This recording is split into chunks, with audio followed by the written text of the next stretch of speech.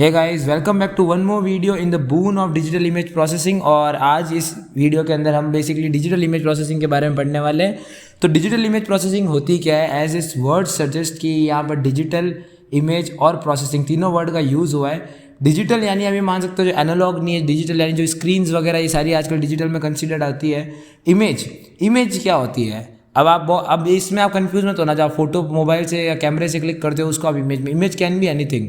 ठीक है, एक इमेज बेसिकली एक 2D एरे होती है जो कि पिक्सल्स का एक एरे होता है। ठीक है, ये आप समझ सकते हो। और उसको जब प्रोसेस करते हैं और इसको जब हम और ज़्यादा एनालाइज करते हैं, उसकी इन्फॉर्मेशन को और समझने की कोशिश करते हैं, तो वो अपन किस में करते हैं? डिजिटल इमेज प्रोसेसिंग के अंदर करते हैं। तो हम इसमें सबसे पहले बात करने वाले हैं इमेज रिस्टोरेशन के बारे में। तो इमेज रिस्टोरेशन एक्चुअली में क्या होती है? तो इमेज रिस्टोरेशन हमेशा काम करती है इमेज को रिकवर करना जो कि ख़राब हो चुकी है, यानी डिग्रेड हो चुकी है। अब इमेज ख़राब किससे हो सकती है? या तो नॉइस से ख़राब हो सकती है, या ब्लर इफेक्ट हो सकता है, या कोई भी अदर डिस्टॉर्शन आ सकता है। हमारा गोल है वो इमेज वापस लेके आना जो वो ओरिजिनल फॉर्म में थी। ये था इमेज रिस्टोरेशन के अंदर। अभी हम दो तरीके के एल्गोरिदम यूज़ करते हैं इमेज रिस्टोरेशन के अंदर। पहला होता है यार स्पेशल डोमेन एल्गोरिदम और एक होता है फ्रीक्वेंसी डोमेन एल्गोरिदम। अब जो स्पेशल डोमेन एल्गोरिदम होता है ये डायरेक्टली वर्क करता है पिक्सल के ऊपर, वेयर एज जो हमारा फ्रीक्वेंसी डोमेन एल्गोरिदम है ये फूरियर ट्रांसफॉर्म पे काम करता है। अब जो लोग यहाँ पर इलेक्ट्रॉनिक्स डिपार्टमेंट के हैं या आप यहाँ पर जो इलेक्ट्रॉनिक्स एंड कम्युनिकेशन के डिपार्टमेंट उनको फूरियर ट्रांसफॉर्म नॉर्मली वो यूज़ करते हैं। ठीक है, इन सब चीज़ों के अंदर। तो ये आपको ये चीज़ पता होनी चाहिए कि दो तरीके के अंदर आप ये मान सकते हो हम इमेज रिस्टोरेशन कर सकते हैं। दो एल्गोरिदम हो सकते हैं, एक तो स्पेशल डोमेन एल्गोरिदम और एक होता है frequency domain algorithm. Special domain जो कि मैंने आपको बोला डायरेक्टली किस पे काम करेगा? पिक्सल के ऊपर। सपोज ये कोई आपकी इमेज है तो इसके अंदर जो पिक्सल्स होंगे, ठीक है, तो डायरेक्टली पिक्सल के ऊपर ही काम करेगा। Whereas frequency domain algorithm जो है ये Fourier transform of the image पे काम करता है। स्पेशल डोमेन एल्गोरिदम जो होती है ये फास्टर होती है, यानी क्विक होती है, फास्ट होती है एकदम। ठीक है, whereas frequency domain algorithm क्या होती है? स्लो होती है। अब यहाँ पर जो स्पेशल डोमेन एल्गोरिदम होती है ये इतनी ज़्यादा इफेक्टिव नहीं होती है as comparison to frequency domain algorithm. Frequency domain algorithm जो होती है ये और भी ज़्यादा आप ये मान सकते हो इफेक्टिव होती है। अब यहाँ पर कुछ कॉमन इमेज डिस्टॉर्शन एल्गोरिदम्स हैं जिसके बारे में बात करेंगे। पहला है कि वर्नियर फिल्टरिंग। अब ये एक तरीके का SDA है, यानी स्पेशल डोमेन एल्गोरिदम है। ये बेसिकली क्या करता है कि जो एडिक्टिव नॉइज़ होती है इमेज के अंदर, या जो आप ये मान सकते हो जो भी एडिक्टिव नॉइज़ होती है उसको ये क्या कर देता है? रिमूव कर देता है। लूसी रिचर्डसन डीकन्वोल्यूशन जो है, डीकन्वोल्यूशन यानी कन्वोल्यूशन का जस्ट उल्टा, ये एक तरीके से फ्रीक्वेंसी डोमेन एल्गोरिदम है। ठीक है, और ये बेसिकली डी ब्लर करने के लिए काम आती है इमेज को। कोई ऐसी इमेज में प्रॉब्लम आ जाती है भाई जो ब्लर हो, तो उसको डी ब्लर करने का काम कौन करता है? Lucy Richardson deconvolution. अब आता है टोटल वेरिएशन डीनॉइजिंग। ये एक तरीके का SDA है, यानी स्पेशल डोमेन एल्गोरिदम है। ये नॉन लोकल नॉइज जो होता है उसको रिमूव कर देता है इमेज में से अंदर। ठीक है, ये तक आप समझ गए। वर्नियर के अंदर ये वर्नियर फिल्टरिंग क्या कर रहा है? जो एडिक्टिव नॉइज है इमेज की ये हटा रहा है। लूसी रिचर्डसन क्या कर रहा है? FDA है जो कि डी ब्लर करने के लिए काम आ रहा है। और टोटल वेरिएशन डीनॉइजिंग जो एक तरीके का SDA है जो कि नॉन लोकल नॉइज को रिमूव कर रहा है इमेज के अंदर। और नॉन लोकल मीन्स डी नॉइजिंग जो है ये एक तरीके का SD है जो कि नॉन लोकल नॉइज को रिमूव करता है। तो ये यहाँ पर आपके कुछ एल्गोरिदम्स थे जो कि इमेज रिस्टोरेशन के लिए काम आते हैं। ठीक है, अब देखते हैं प्रोसेस के ऊपर। तो प्रोसेस के अंदर जो सबसे इंपॉर्टेंट प्रोसेस होता है वो होता है सबसे पहला प्री प्रोसेसिंग। प्री प्रोसेसिंग के अंदर हम नॉइज़ को रिमूव करने पे काम करते हैं। जैसे अब यहाँ पर आप ये मान सकते हो लेंस करेक्शन के लिए भी ये चीज़ काम आती है। और तो और ये बेसिकली क्वालिटी ऑफ इमेज को करेक्ट करने के लिए काम आती है। बिकॉज जो हमारा नेक्स्ट स्टेप होने वाला है जब हम डिग्रेडेशन को मॉडल करते हैं तो उसके लिए जो क्वालिटी होती है इमेज की वो काफ़ी हद तक सही होनी चाहिए ये चीज़ लगाने के लिए, मॉडल करने के लिए। तो इसलिए हम जो हमारा पहला स्टेप है प्री प्रोसेसिंग उसके अंदर नॉइज़ को रिमूव कर देते हैं, लेंस करेक्शन पे बात कर देते हैं, और तो और जो भी ऑपरेशन है करेक्ट करने के लिए वो सारे यहाँ पर हम यूज़ करते हैं। अब मॉडलिंग करना है डिग्रेडेशन को। ठीक है, अब यहाँ पर मॉडलिंग कैसे करी जाएगी? तो यहाँ पर हम बेसिकली एक फंक्शन का यूज़ करते हैं जो कि होता है point spread function. Point spread function basically क्या करता है? जो आपका नॉइज़ पावर स्पेक्ट्रम है, ठीक है, ये बेसिकली यहाँ पर इसके अंदर हम एस्टिमेट कर रहे हैं। जैसे ये पॉइंट स्प्रेड फंक्शन है इसको हम एस्टिमेट कर रहे हैं। और ये किससे एस्टिमेट करेंगे अपन? नॉइज़ पावर स्पेक्ट्रम, ब्लर और वो सारे फैक्टर्स जो कि इमेज की क्वालिटी को अफेक्ट करते हैं। ठीक है, जैसे कॉन्ट्रास्ट हो गया, ये जो भी फैक्टर्स हैं जो कि इमेज की क्वालिटी को अफेक्ट करेंगे उन सबको हम बेसिकली क्या करेंगे? यहाँ पर एस्टिमेट करने का काम करेंगे। अब आता है एस्टिमेटिंग द रिस्टोर्ड इमेज। इसका मतलब क्या है? अब यहाँ पर हम इसको ये चेक करेंगे कि जो हमें नई इमेज मिली है वो जो ओरिजिनल इमेज है उससे कितने हद तक सिमिलर है या कितने हद तक रिलेट कर रही है। ठीक है, समझ में आ गया? ये चीज़ है। अब आता है पोस्ट प्रोसेसिंग। पोस्ट प्रोसेसिंग के अंदर हम बेसिकली क्या कर रहे हैं, हम इमेज की क्वालिटी को इंप्रूव करने के ऊपर पूरी तरीके से फोकस करते हैं, किस तरीके से हम हमारी इमेज की क्वालिटी को इंप्रूव कर सकते हैं। जैसे इमेज को शार्प करना, अपने कॉन्ट्रास्ट को एडजस्ट करना, ये सारे काम करते हैं। तो यहाँ मैंने एक छोटा सा ब्लॉक डायग्राम बनाया हुआ है जिसको आप देख सकते हो। पहले इमेज प्रोसेसिंग होगी, फिर हम डिग्रेडेशन को मॉडल करेंगे, फिर जो रिस्टोर्ड इमेज उसको एस्टिमेट करना, फिर पोस्ट प्रोसेसिंग पे हम काम करेंगे। अब आता है नॉइज़ मॉडल्स। अब देखो यार गाइस, नॉइज़ मॉडल्स क्या चीज़ होती है। ये पहले तो एक मैथमेटिकल मॉडल्स है, जहाँ पर भी हम मॉडल का वर्ड यूज़ कर देते हैं ना, वो एक तरीके से मैथमेटिकल हो जाता है इस सब्जेक्ट के अंदर। तो खास कर ये चीज़ आप समझ के रखो, ठीक है। अब नॉइज़ मॉडल, नॉइज़ मतलब मैं आपको पहले ही बता ही चुका हूँ। तो नॉइज़ बेसिकली क्या होती है, बेसिकली पिक्सल्स के अंदर की जो गड़बड़, ठीक है। या आप ये मान सकते हो कोई अनवांटेड पिक्सल आ रहे हैं, या पिक्सल का जो प्रॉपर वैल्यू है वो कहीं सही नहीं है, तो वो नॉइज़ के अंदर कंसिडर होती है, ठीक है। तो बेसिकली नॉइज़ मॉडल हमें क्या बताते हैं, एक पर्टिकुलर नॉइज़ के बारे में, जो भी उसकी स्टैटिस्टिकल प्रॉपर्टीज़ है उसके बारे में एक्सप्लेन करते हैं। स्टैटिस्टिकल के अंदर मीन, मॉड, मीडियन, ये सारी चीज़ें आ जाती है। अब हम बात करते हैं जो हमारे टाइप्स ऑफ नॉइज़ मॉडल्स जो हम पढ़ेंगे, जो हमने पढ़ा है। जैसे पहले आ जाता है गॉसियन नॉइज़। अब गॉसियन नॉइज़ क्या होती है, इसके अंदर ऐसी नॉइज़ जैसे कि जीरो मीन हो गया, वाइट नॉइज़ हो गई, ये सारी चीज़ें इसमें हम पढ़ते हैं। अब बेसिकली इसके अंदर क्या होता है, mean of the noise is zero. Mean of the noise is zero मतलब जितनी भी नॉइज़ है, जब अपन उसका मीन निकाले वो क्या आ जाए, जीरो आ जाए। मीन कैसे निकालते हैं, sum of observation upon total number of observation, ठीक है, ये हो गया। और इसमें पावर हमेशा क्या रहती है, कांस्टेंट रहती है across all the frequency. Image के अंदर एक जो पावर कंपोनेंट होता है वो ऑल ओवर क्या रहता है, कांस्टेंट रहता है। तो ये पहले तरीके की नॉइज़ थी जो की थी गॉसियन नॉइज़, जिसमें हमने क्या बोला, वाइट नॉइज़ और जीरो मीन नॉइज़, ठीक है। अब देखते हैं सॉल्ट एंड पेपर नॉइज़। तो सॉल्ट एंड पेपर नॉइज़ यानी वो नॉइज़ जिसके अंदर क्या होता है, अब ये मान सकते हो जिसके अंदर प्रेजेंस होती है किसकी, isolated bright and dark pixel. Isolated dark और ब्राइट पिक्सल्स मतलब अकेले, आइसोलेटेड मतलब अकेले, किसकी प्रेजेंस होती है, ब्राइट और डार्क पिक्सल की, यानी सिंगल सिंगल पिक्सल ऐसे ऐसे दिखेगा आपको, ठीक है। तो ये कौन सी होती है, salt and paper noise. Salt को कभी आपने देखा होगा कहीं से गिरा हुआ, तो एकदम वाइट वाइट कलर का दिखता है गिरा हुआ। अगर आप वाइट पेपर पे पेपर को गिरा दोगे तो एकदम ब्लैक ब्लैक दिखेगा, ठीक है। तो वो उस तरीके की नॉइज़ अगर आप कभी इमेज पे देखते हो, ठीक है, जो कि एक आइसोलेटेड ब्राइट और डार्क पिक्सल का लुक देती है, तो वो नॉइज़ एंड पेपर के अंदर हम इसको कंसिडर करेंगे। अब आता है पॉइजन नॉइज़। अब ये बेसिकली क्या होती है, noise which is occurred by the random nature of photon emission. Photon emission के रैंडम नेचर से जो नॉइज़ होती है, ठीक है, उसको हम क्या बोलते हैं, पॉइजन। देखो पी से पी याद रखो, पी से फोटोन, ठीक है। तो फोटोन एमिशन की वजह से जो नॉइज़ हो रही है, ठीक है, और वो क्यों हो रहा है, because of its random nature, तो उसको हम किस में कंसिडर करेंगे, पॉइजन नॉइज़, क्लियर है। अब आता है रेलिक नॉइज़। अब इसके अंदर यानी वो noise which is caused by the random nature of thermal motion, यानी जो थर्मल मोशन है उसके रैंडम नेचर की वजह से जो नॉइज़ हो रही है वो किसमें हम इसमें कंसिडर करेंगे। एक होती है स्पेकल नॉइज़, यानी वो noise which is caused by the interference between scattered waves, यानी जो अपनी स्कैटर्ड वेव्स होती है उसकी इंटरफेरेंस की वजह से जो नॉइज़ होती है वो हम किस में कंसिडर करेंगे, स्पेकल नॉइज़ के अंदर। अब आता है नॉइज़ फिल्टर्स। अभी तक हमने किसके बारे में बात करी, नॉइज़ मॉडल्स के बारे में। अब आता है नॉइज़ फिल्टर्स। तो नॉइज़ फिल्टर क्या करेगा, it is use to remove the noise from the images. बहुत सिंपल सा काम है। क्या काम है, जो भी आपके इमेज में नॉइज़ है उसको क्या कर देता है, ये रिमूव कर देता है, ये इसका काम है।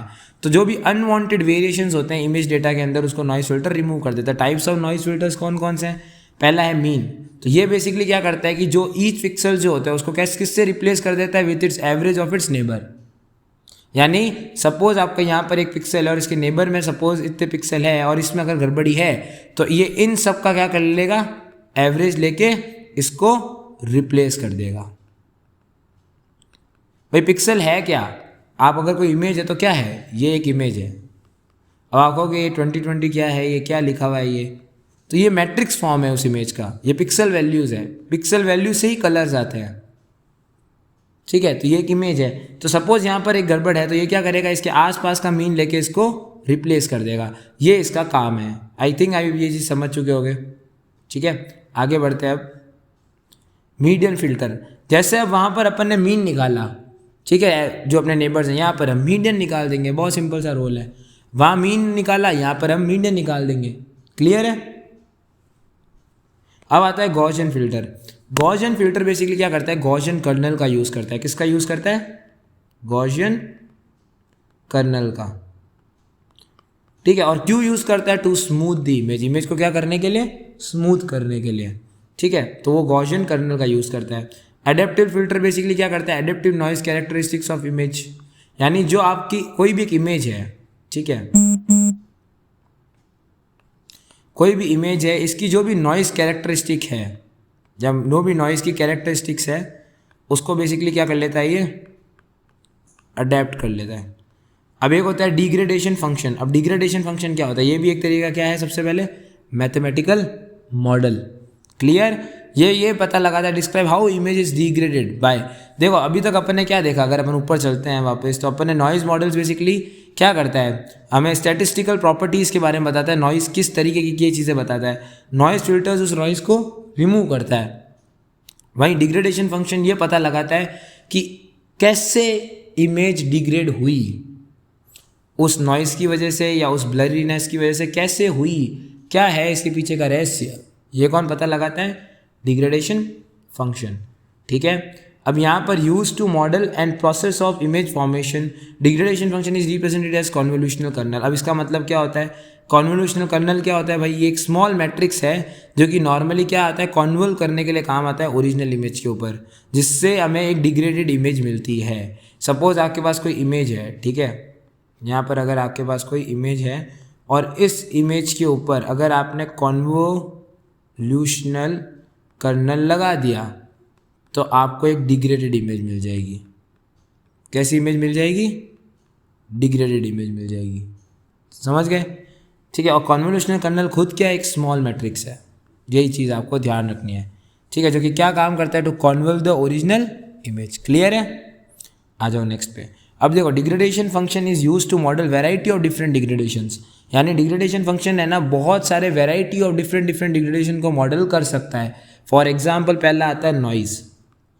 तो noise can be modelled by adding random noise vector to original image. तो नॉइज को कैसे मॉडल करा जा सकता है? बहुत सिंपल है, ठीक है। नॉइज को आप कैसे मॉडल करोगे?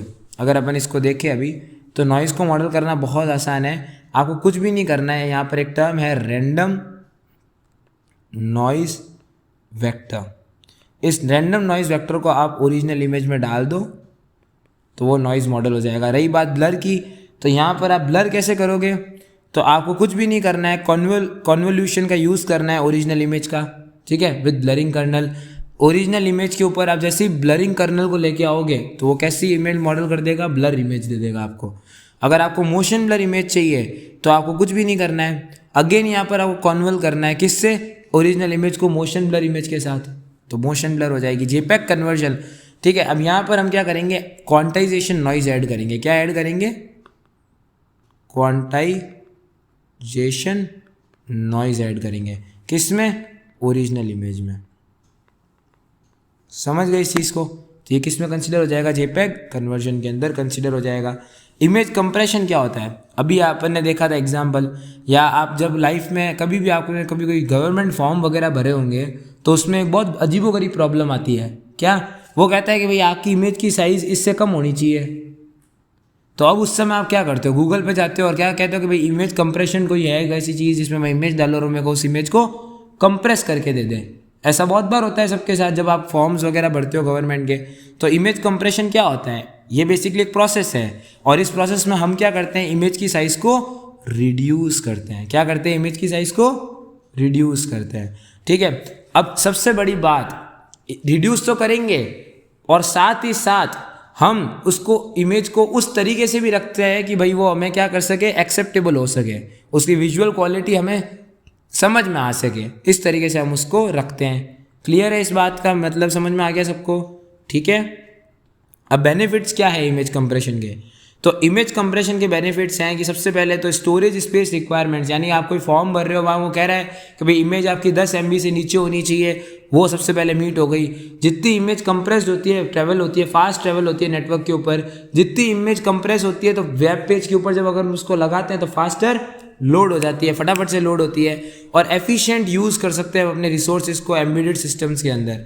ये सारे बेनिफिट्स हैं किसके? इमेज कंप्रेशन के, ठीक है। अब स्टेप्स क्या होते हैं इमेज कंप्रेशन के? कैसे आप एक इमेज को क्या कर सकते हो? कंप्रेस कर सकते हो, हम देखते हैं। तो सबसे पहला स्टेप होता है प्री प्रोसेसिंग। देखो अब ये जो स्टेप है ये अपन ने पहले भी देखा था, ठीक है, किसके अंदर अपन ने देखा था, किस में देखा था, इमेज रिस्टोरेशन में देखा था। उसमें भी हमने पहले क्या किया था, प्री प्रोसेस किया था, इमेज को तैयार किया था मॉडल करने के लिए डिग्रेडेशन को। तो यहाँ पर पहले प्री प्रोसेसिंग में हम क्या करेंगे, इमेज को कंप्रेशन के लिए तैयार करेंगे। देखो अगर ये स्टेप्स आपको पता हो तो आप अपना खुद का इमेज कंप्रेशन टूल भी बना सकते हो। ठीक है, तो प्री प्रोसेसिंग में हमने क्या किया, इमेज को प्रिपेयर किया कंप्रेशन के लिए। ठीक है, और उसको हमने किस में कन्वर्ट कर दिया, in the suitable colour space. अब देखो कलर स्पेस का लफड़ा है ना, बहुत है। ठीक है, जिसका मतलब, इसका मतलब ये होता है, देखो कलर स्पेस अलग अलग तरीके के होते हैं। आपने हेक्स कोड के बारे में सुना होगा, कलर का, हेक्स कलर का कोड होता है। ठीक है, आपने RGB कलर कोड के बारे में सुना होगा, आपने CMYC के बारे में, के बारे में, KMYK के बारे में सुना होगा। ये सारे क्या है, जो डिज़ाइनर्स है, ग्राफिक डिज़ाइनर्स हैं, उनको ये चीज़ें सिखाई जाती है। ये कलर मॉडल्स हैं डिफरेंट डिफरेंट। तो अपन पहले इमेज को जब प्रिपेयर करते हैं कन्वर्जन के लिए या कंप्रेशन के लिए, सॉरी, तो उस समय आप क्या करते हो, अपन उसको एक सूटेबल कलर स्पेस में कन्वर्ट करते हैं। क्लियर है? अब देखते हैं नेक्स्ट हम क्या करेंगे। अब ब्लॉक डिवीजन, जब हमने प्री प्रोसेसिंग कर ली तो अब हमारा नेक्स्ट स्टेप आता है ब्लॉक डिवीजन, जिसमें हम उस इमेज को डिफरेंट डिफरेंट छोटे छोटे ब्लॉक्स में क्या कर देते हैं, डिवाइड कर देते हैं। समझ गए? छोटे छोटे ब्लॉक में क्या करेंगे, डिवाइड कर देंगे। ठीक है, फिर हम क्या करेंगे, ट्रांसफॉर्म कोडिंग। इसका मतलब कि अब यहाँ पर हम मैथमेटिकल ट्रांसफॉर्मेशन लगाएंगे। ठीक है, और जिससे हम क्या करेंगे, उस पिक्सल वैल्यू को फ्रीक्वेंसी डोमेन कोफिशिएंट में कन्वर्ट करना है। सिंपल, हमारा मकसद क्या है कि वो जो पिक्सल वैल्यू है वो किस में कन्वर्ट हो जाए, फ्रीक्वेंसी डोमेन कोएफिशिएंट्स के अंदर कन्वर्ट हो जाए। ये हमारा मकसद है। ठीक है, समझ गए इस चीज़ को? अब देखते हैं अपन क्वांटाइजेशन के बारे में। देखो क्वांटाइजेशन क्या चीज़ होती है। पहले तो देखो 2-3 स्टेप क्लियर हो गए या नहीं हुए, पहले मेरे को फटाफट से बताओ सब्जी ने। 3 स्टेप क्लियर हो गए। प्री प्रोसेसिंग में अपन ने क्या किया, इमेज को प्रिपेयर किया। ठीक है, उसको एक सूटेबल कलर स्पेस में कन्वर्ट किया। ब्लॉक डिवीजन में हमने उस इमेज को क्या कर दिया, ब्लॉक्स में तोड़ दिया। ठीक है, और ट्रांसफॉर्म कोडिंग के अंदर अपन ने यहाँ पर मैथमेटिकल ट्रांसफॉर्मेशन लगाना स्टार्ट कर दिया, जिसमें हमने किया तो कुछ नहीं, जो हमारी पिक्सल वैल्यूज होती है उसको फ्रीक्वेंसी डोमेन कोफिशिएंट्स में हमने कन्वर्ट कर दिया। चीज़ क्लियर है? क्लियर है। अब हमारा नेक्स्ट स्टेप आता है क्वांटाइजेशन। क्वांटाइजेशन हम क्या करते हैं, reduce precision of transform coefficient. इसका क्या मतलब है कि देखो ट्रांसफॉर्म कोफिशिएंट करने के बाद हमारे पास एक अच्छा खासा इमेज मॉडल आ जाएगा। तो अब उस इमेज मॉडल की प्रिसीशन को हम क्या करेंगे, कम करेंगे, क्योंकि हमें कंप्रेशन करना है। ठीक है, हमें क्या करना है, कंप्रेशन करना है। तो हमने क्या करा, उसकी प्रिसीशन को रिड्यूस कर दिया। क्लियर है? अब आता है एंट्रोपी कोडिंग। जैसे ही क्वांटाइजेशन हुआ तो अब एंट्रोपी कोडिंग। अब इसमें हम बेसिकली क्या करेंगे, टेक्निक्स लगाएंगे। कैसी? हफमैन कोडिंग और अर्थमेटिक कोडिंग।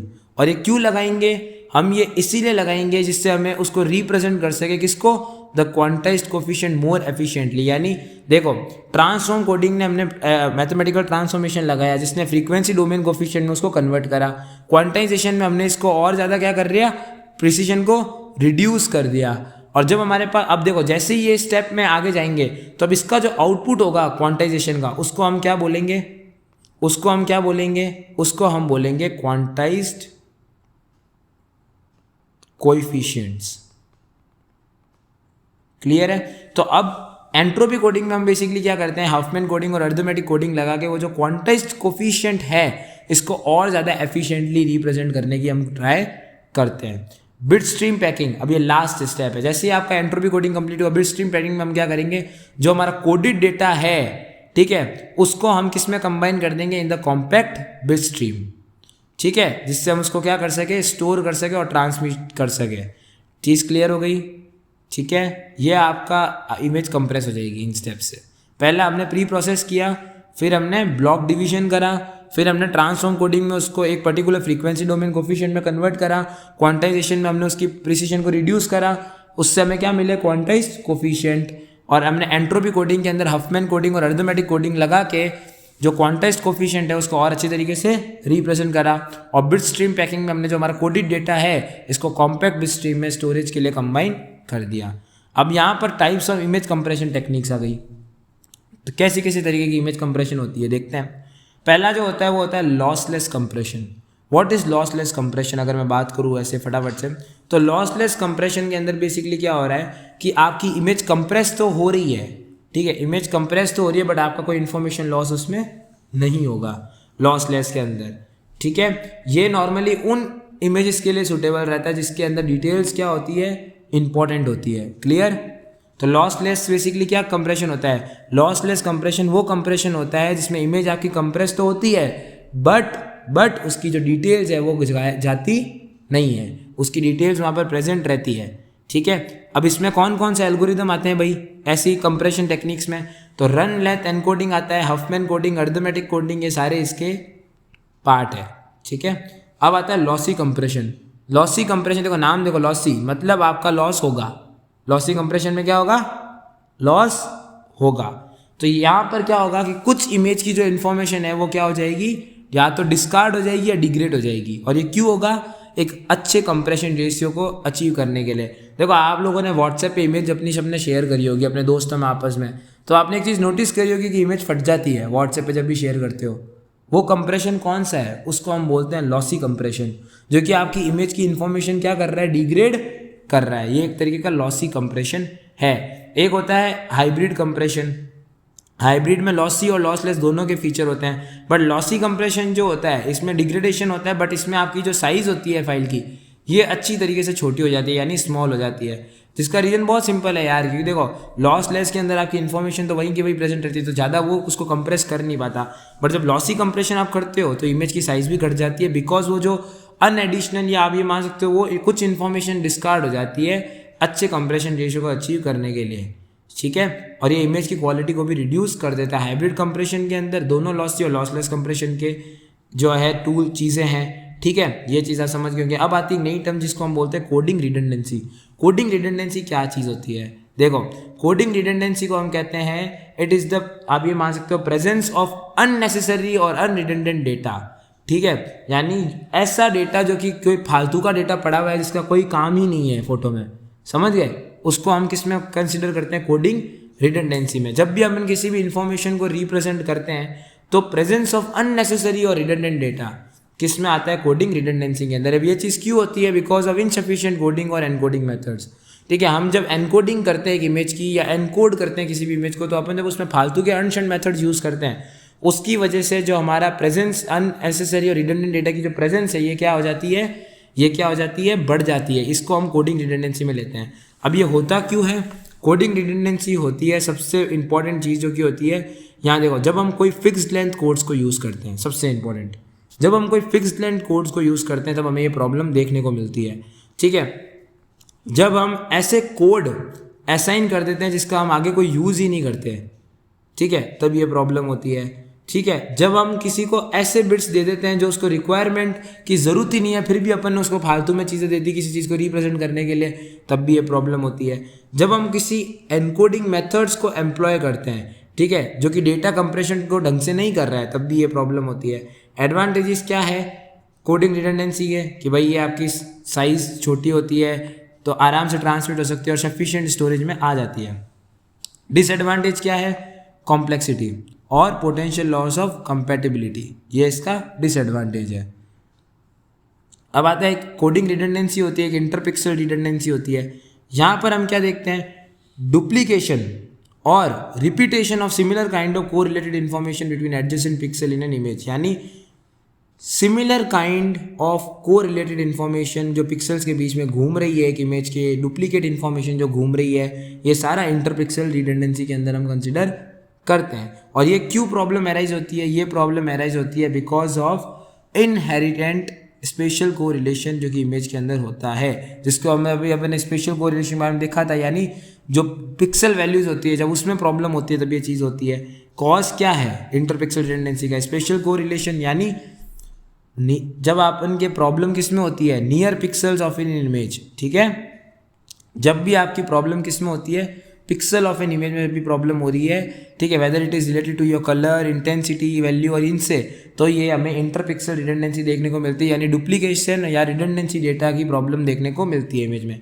स्मूथ ट्रांजिशन, यानी रीजन्स विद ग्रेजुअल कलर और इंटेंसिटी चेंजेस। जैसे आप एग्जाम्पल ले सकते हो, सपोज एक इमेज है, ठीक है, या आप ये देख सकते हो कि धीरे धीरे अगर मैं यहाँ पर कलर धीरे धीरे एकदम वेकेंट कर दूँ आगे पहले लेके जाके, एक तो मैं ऐसे करूँ कि एकदम से ही है ना, ये एक इमेज है, यहाँ वाइट आ गया,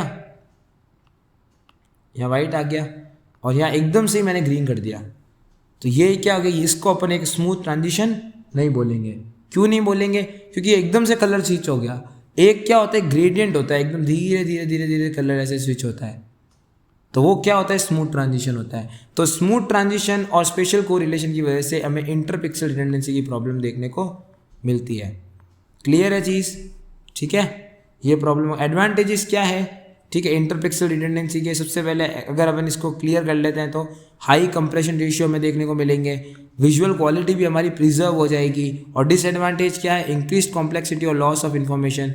क्यों लॉस ऑफ इन्फॉर्मेशन होगा, क्योंकि आपको सिंपल सी बात है, अगर डुप्लीकेट डेटा सारा भरता रहेगा तो जो इंपॉर्टेंट डेटा है, ठीक है, या इंपॉर्टेंट जो इन्फॉर्मेशन है वो इफेक्ट होगी, वो हैरेस होगी, ये चीज़ है। एक होता है साइको विजुअल रिडंडेंसी। अब साइको विजुअल रिडंडेंसी वर्ड तोड़ो, साइको और विजुअल, यानी साइको यानी ह्यूमन माइंड, विजुअल यानी जो ह्यूमन माइंड ऑब्जर्व करता है वो विजुअल। तो जब हम किसी भी ह्यूमन विजुअल सिस्टम, यानी आप ये मान सकते हो एक ऐसा फिनोमिना या एक ऐसे इवेंट के बारे में बात कर रहे हो जहाँ पर ह्यूमन विजुअल सिस्टम जो है ये लेस सेंसिटिव है, किसको, डिटेल्स को लेके या इमेज के अंदर चेंजेस को लेके। वो किस में आता है, साइको विजुअल रिडंडेंसी में। यानी सपोज किसी इमेज के अंदर एकदम सडन सा चेंज हो रहा है जो कि ह्यूमन लेके उसको लेस सेंसिटिव, यानी ह्यूमन आई उसको ढंग से ऑब्जर्व नहीं कर पा रही है ये, ठीक है, वो चेंजेस को, तो वो प्रॉब्लम किस में आती है, साइको विजुअल रिडंडेंसी के अंदर आती है। कॉजेज इसके क्या है, विजुअल मार्किंग और कलर परसेप्शन, ये इसके कॉजेज है। विजुअल मार्किंग मतलब स्ट्रॉन्ग विजुअल एमिटेड, ठीक है, जिसको हम मार्क्स कर सके। जैसे का एग्जाम्पल, सपोज एक इमेज है, उसमें यहाँ पर एक कैट है या एक इंसान है, ठीक है, यहाँ एक कोई कैट है, ठीक है, डायग्राम बहुत तगड़ा है ये, मैं समझ सकता हूँ, ठीक है। तो इसको मैंने मास्क कर दिया। क्यों मैंने इसको मास्क करा, क्योंकि एक स्ट्रॉन्ग विजुअल एलिमेंट्स हैं, और जो मेरे वीकर चीज़ें हैं इसको मैंने क्या कर दी, हाइड कर दी।